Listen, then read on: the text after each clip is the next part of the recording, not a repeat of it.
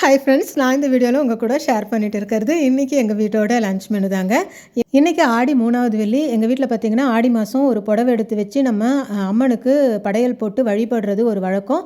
அதனால் இன்றைக்கி lunch menu பார்த்திங்கன்னா வடை பாயசத்தோடு தாங்க ரெடி பண்ணிகிட்டு இருந்தேன். அடுத்து இன்றைக்கி பிரசாதமாக சக்கரை பொங்கல் தாங்க செஞ்சுருந்தேன். புடவை வச்சு கும்பிடும்போது நம்ம வீட்டில் பொங்கல் வைக்கிறதும் ஒரு பழக்கம். அதனால் இன்றைக்கி பிரசாதமாக நல்லா சக்கரை பொங்கல் ரெடி பண்ணியாச்சு. அடுத்து கொஞ்சம் ஜவ்வரிசி பாயசம்.